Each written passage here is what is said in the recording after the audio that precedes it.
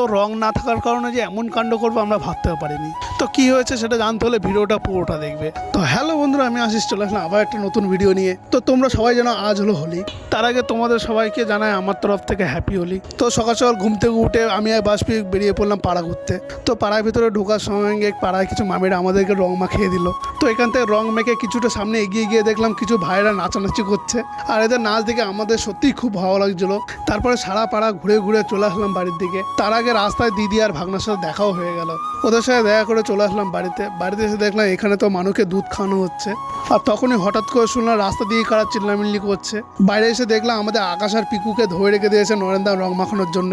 আর এদিকে তো পাশের বাড়ি এক মাসি আমার ভাইপো ভাগনাকে জলেগুলো রং মাখিয়ে দিচ্ছে। আর এদিকে আমিও একজনকে ধরে নিলাম রং মাখানোর জন্য, কিন্তু আমাদের কাছে রং না থাকার কারণে রাস্তা থেকে ধুলোবালি তুলে ওরা মাখাতে হলো। এরপর আরও একজনকে ধরে আমরা কাদা জল মাখিয়ে দিলাম। আর এদিকে এইসব করতে করতে অনেকটাই বেলা হয়ে গেছে, এখন যাব আমরা স্নান করতে। আর এরকম ভিডিও প্রতিনিয়ত দেখার জন্য আমাকে অবশ্যই ফলো করবে। আর তোমরা কমেন্ট করে জানাও তোমাদের হোলি কেমন কাটলো।